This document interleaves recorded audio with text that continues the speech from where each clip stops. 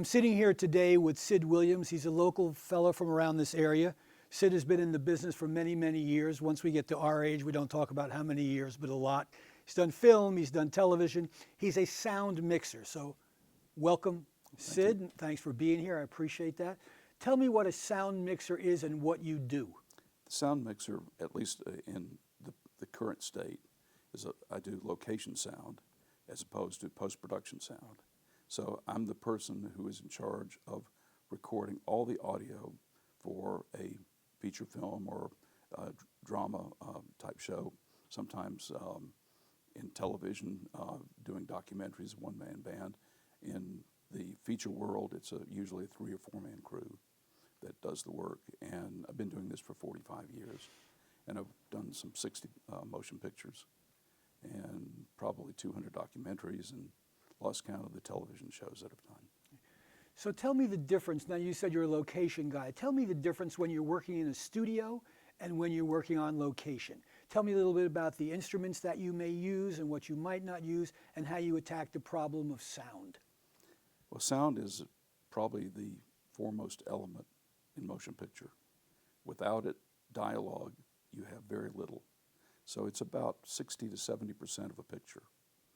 So in attacking the problems that you have for location sound, one, you're going to read the script if it's a dramatic narrative, and then you're going to analyze that script. I may read a script 15 times. Then I'll start taking notes, and then I'll work with the production manager, telling him what I'll probably need. This is before we get to the stages of talking to the director and other personnel involved in the film project. And in the studio setting, what happens? You've done a lot of 60 Minutes and other of those kinds of shows. What's the same thing which goes on in 60 Minutes? In the news magazine world, it's not just 60 Minutes, but I've done a lot of 2020's Dateline, 48 Hours. And these are kind of off the cuff. We do know the questions that are going to be asked. If we're doing interviews, sometimes those interviews will take place over a week. It's not uncommon for that to happen.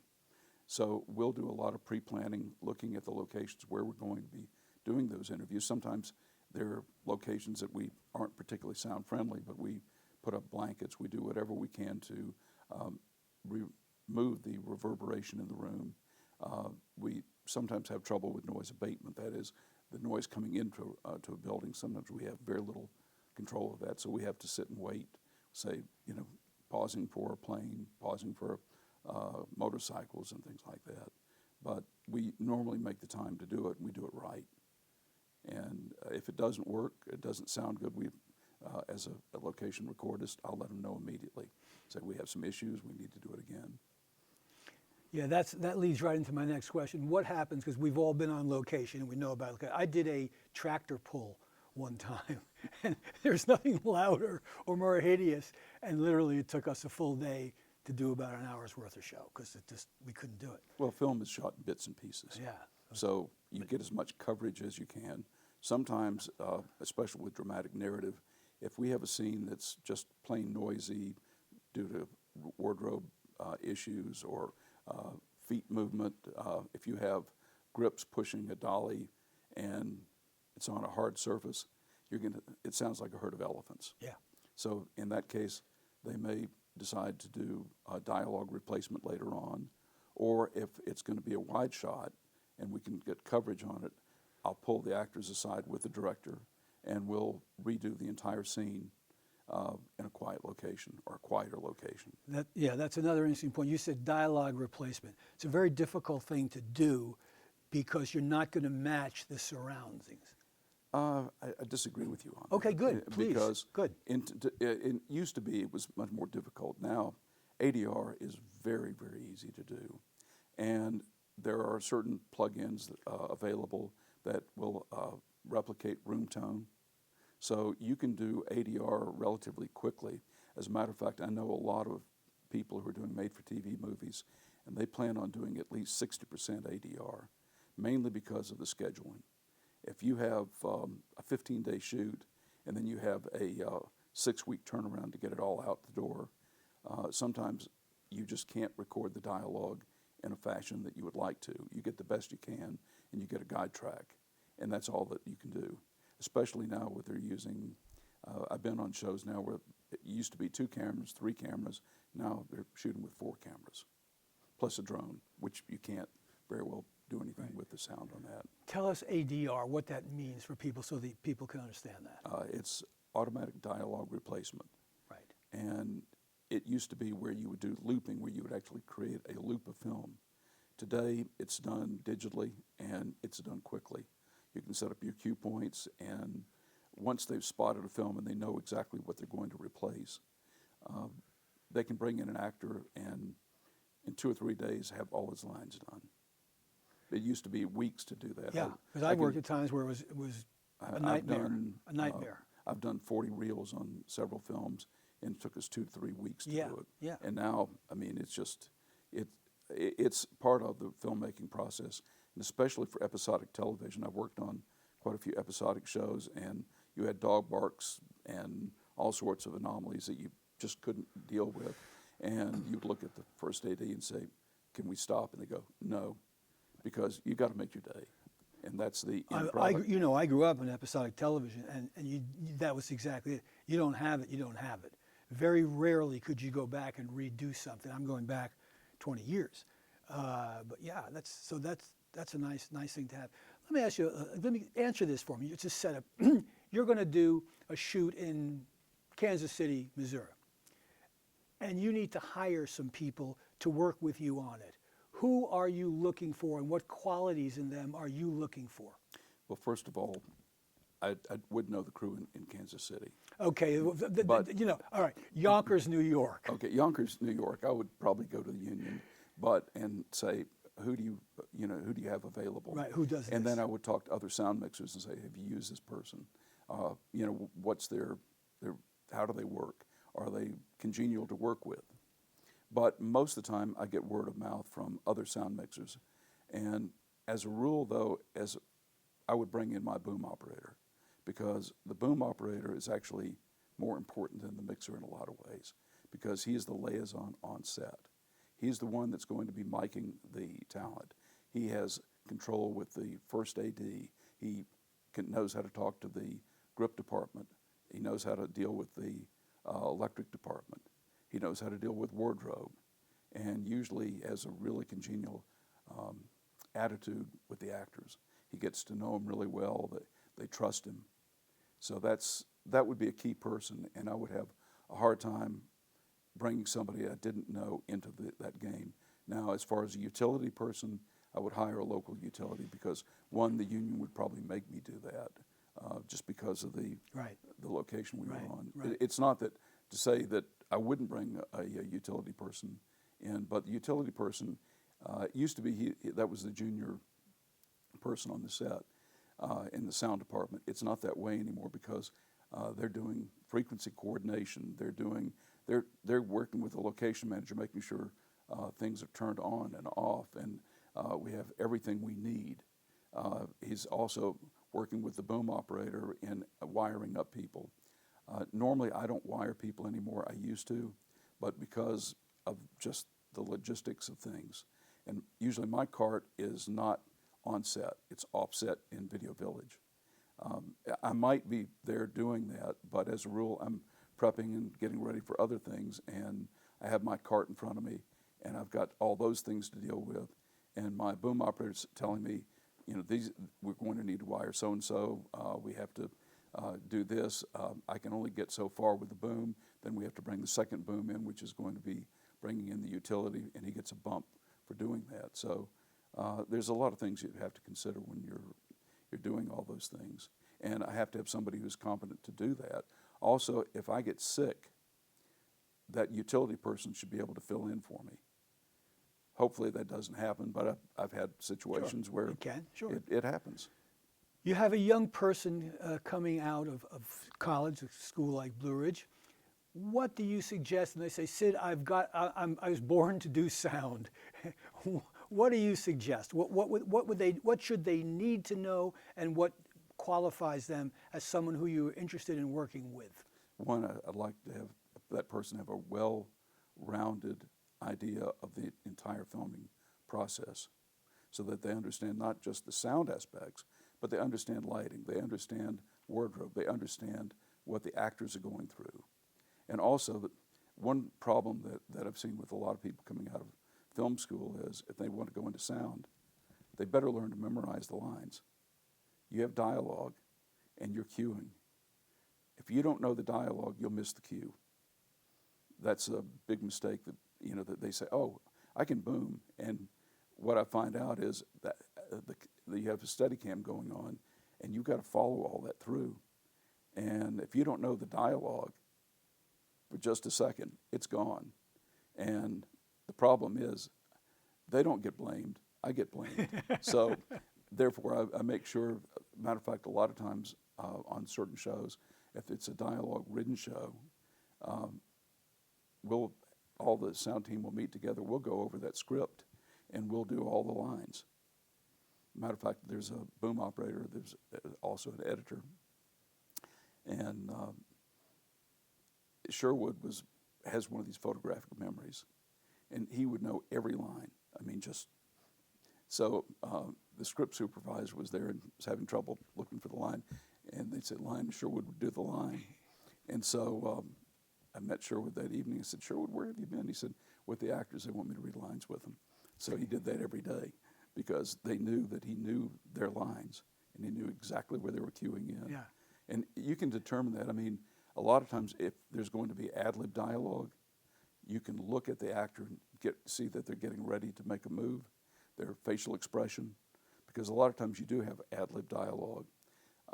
It depends on the director because a lot of times with ad-lib dialogue, it doesn't match the next shot because it's different.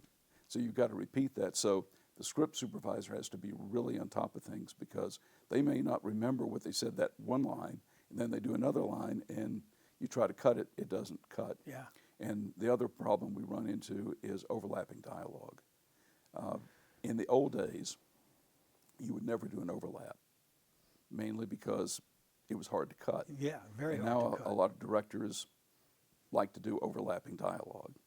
So you have to be aware of that, and you have to talk to the editors and say, they're going to be doing overlapping dialogues, or dialogue, and you go, what do you want us to do? How do you want us to handle it? And what do they suggest? Because that's always been a problem, overlapping dialogue. Because you can't cut it unless you got two separate tracks running, and that's what you have to do, right? And cut each track. Well, even then, you're still going to pick up some of the other. Yeah, the ambience from the other So person. it's a tough thing because I worked on one show where they were doing a lot of overlapping dialogue, and the editor told the director, "Look, I can cut it so that it looks like an overlap, but it's not. But I don't have that breath in between." And it's a style. Yeah, but it's... And it creates a problem, but it's also something that's a stylized type thing. All right, let me ask you a couple more, Sid, because I want to get into, let's get into a little bit of the technical aspects of this, I told you before that when I did a lot of stuff where you would use a Nagra box, and you said, "Nah, you're old, Peter. We don't touch that stuff anymore." How much does equipment play a part in what you do as a sound mixer when you started 40 some odd years ago and today when you're doing a program? Totally different world. Tell me.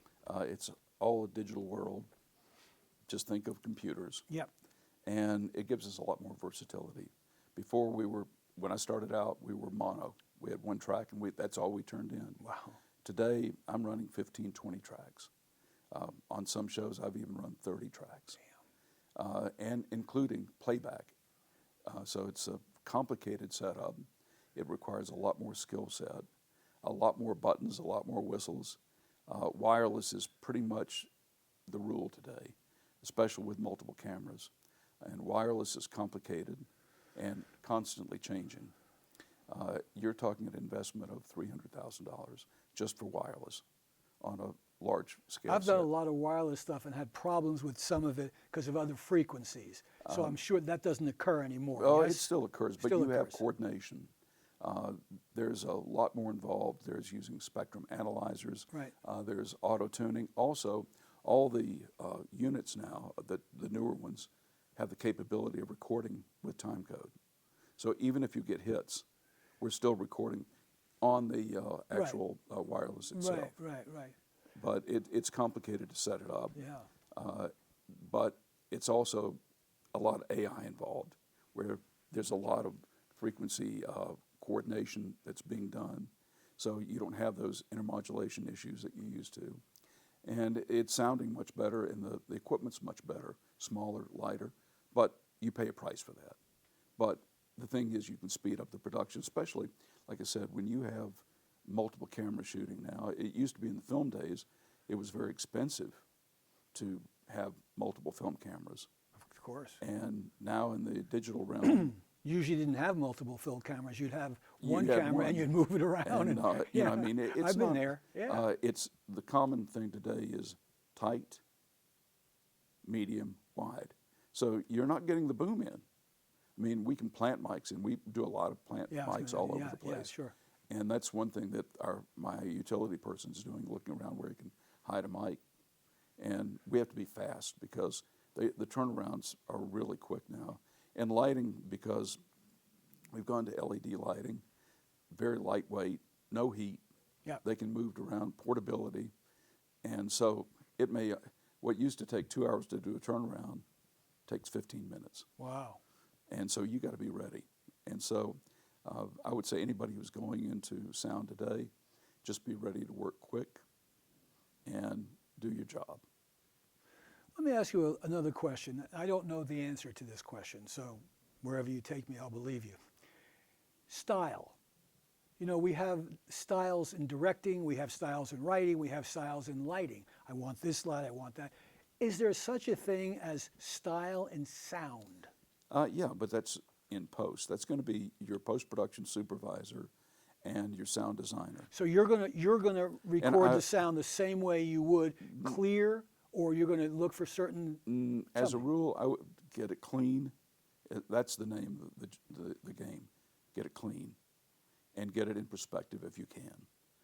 Radio mics don't offer you perspective. You hear it from the chest. They used to say you can record with lavaliers, but you want production with overhead miking. Sure, sure. And that just isn't true today. Sometimes you just can't do it. We love using a boom, and when we can, we will. I mean, I've asked on shoots, look, can we just get one close-up? That's all we want, because you can always pull from that close-up. Right. And they go, no. And you go, okay. You have to go with what the production is set up to do, and otherwise you're not going to be working. I mean, you know, you can't say, I'm going to do it my way. Yeah, right. But you have to conform to. Well, if it's your last job, you can say that. Well, yeah. Let me ask you another thing. We always teach here at school that this is a team sport. TV and film is a team sport. Not one person ever makes an entire film or a television show. Where do you interact the most as a sound person when you're on a shoot? Let's say you're working on a feature and you need to interact with somebody. Is it the AD? Who is it that is your conduit? As a rule, it's the editor. The editor. The editor, I'm talking to post constantly, and the script supervisor. A lot of times directors are totally focused on visual. Totally, 100%. And others understand sound and want really good sound. Other ones say, you know, I'll deal with it in post. We have the budget, so just get me what you can. That doesn't mean that, now that may not I understand, right. Now that may not be what the producers are saying. So you have to listen to the producers as well, and you have to find that happy medium. And also it depends on availability of actors too, because if you have an actor that you know is not going to be available. Correct. You've got them for 6 days out of 15 right, days. and then you they're need not to going to get be your stuff. available to Correct. do the ADR. Right. You get it as good as you can. I mean, Yeah. you really do. Yeah. So you have to, you know, there's a lot of consideration. I do work closely with the first AD, and I'll also work with the second ADs when they're bringing in the extras, because I have to make sure that they're quiet. And second ADs are really good about that. Yeah. You know, they really know that we have to do things. And also the other interaction is with wardrobe. Because where everything's going and how it's going and what I can movements work they're with the going to make. seamstress, and we'll design pockets for the wireless so that if it's going to be used every day, Right. so we don't have to. We'll sew the mics in to the actual clothing, so they're used every day. And that helps a lot. That's a good On idea. the lower budget shows, that doesn't happen. Matter of fact, the last movie that I did, I was given 2 days prep with no interaction and no tech scout. First time that had ever happened. And I met the wardrobe people the day before the shoot, and we exchanged foot foam, which is a foam material, and some other hush heels and stuff to quiet the soles of the shoes. And I hadn't seen any of the wardrobe up to that point, so I spent the afternoon looking at it and saying, "Oh," you know, little things like that, because wardrobe plays a very important role in being able to have quiet clothing. You don't think of it that much, but a really good wardrobe person will use cotton instead of silks and noisy clothing. I remember on Hunger Games they had this vinyl suit outfit. It was a nightmare, but we managed through it. Let's have a little fun, okay? Okay. Tell me the worst experience you ever. I'm going to ask you the best one too, but tell me the worst. So it's always we have a group of, as you know me, we have a group of guys who have been in the business forever and now we're older, and we sit around usually and just discuss the worst and the best, and it's a heck of a lot of fun. So let everybody hear, and you don't have to name anybody or any picture. I don't care. Just tell me the experience because it's fun. I've had directors who were kind of new at their game, and they hadn't quite thought things through. And I never forgot they did a master scene to destroy the set. And so they couldn't do any coverage because there was nothing to destroy. And that was a disaster. But, and I've been yelled and screamed at by directors. I remember on a commercial, I did a Miller Lite commercial, and things were fine. And the director came and said, "I'm going to yell and scream at you because the clients are all pissed and they're saying, you know, we're losing time and stuff like that." And so he came up and he was yelling and screaming in my face. The first AD was yelling and screaming in my face, and I was trying to keep a straight face on it. And I said, "I'm sorry, sir, I'm sorry. We'll make things better." So was that your worst or your best? Because that sounds like maybe your best. It was one of the best. I mean, Yeah, I've had directors who refused to let me get good sound. In what way? They just, for some reason, did not allow us to do our job. Wow. They would talk over dialogue, which is I mean, it was disturbing to the actors, but he would talk over the dialogue. And this was a well-known director. And he would literally, we had what they call a voice of God, which is a speaker. Right, yeah, sure. And he would be talking right through the shot. And the actors were getting really annoyed because he would do that consistently. You're saying they were wearing a piece like an IFB? No. Oh, actually, the speaker, the voice speaker, of God. Yeah. Oh, wow. Because I've been in shoots where, as a You have producer, IFB, yeah, but- someone's wearing an IFB and the person's yelling at them while they're trying to do something. It's terribly confusing. Oh, yeah, but this was actually... Voice of God speaker. Yeah, and he Wow. was talking over. And they were like, I mean, when you're working really hard to do your lines and to act, Yeah. you have this distraction. And they would go up to me and say, "Can you turn it off?" And I said, "I'm sorry, I Not can't." if I want to work again. No, I'm not going to turn it off. I mean, he has to have his... Yeah, he has he's to- God. That's why it's yeah, called the voice of God. Right, and that Yeah. was really an embarrassing situation. Sid, before we let you go and have to buy you lunch today, which is costing us over $3, so you better be good.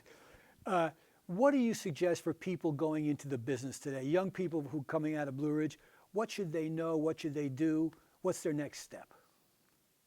Well, one, it's a freelance business. If you're going into any of the fields, even into television production, still a lot of freelancing involved. So learn to be a business person. Learn to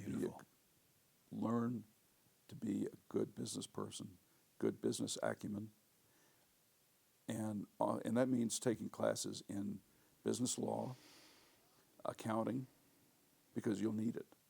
And that's where I think a lot of people fall short. They just don't understand that it is a business. And in order to make a living at it, you've got to treat it as a business. And also, from a production point of view, when you talk to producers, you talk to line producers, you talk to UPMs, and you're being hired for jobs, if you can talk in a business manner as opposed to say, You know, I'm a great cinematographer. They don't care. They want to get the job done, and they want to know how much it's going to cost, bottom line. And if you can talk in those terms to those people, your chances of getting a job are much, much better. Also, a starting point is a production assistant, which is a thankless job, but if you learn the ropes of being a production assistant, then you can kind of look into the fields you want to go into. Do you really want to go into cinematography? Do you want to work as an electrician, or do you want to be a gaffer or a grip? Do you want to work in wardrobe or art department? By going in as a production assistant, and you get to see all those different departments and actually see what they do and see how a production is actually working, then and then only should you decide to go into the business. Excellent, excellent, yeah. Sid, thank you very much. Thank I appreciate your time, and more than that, I appreciate your expertise. And I have never worked with ADR, so now I'm really interested to work again.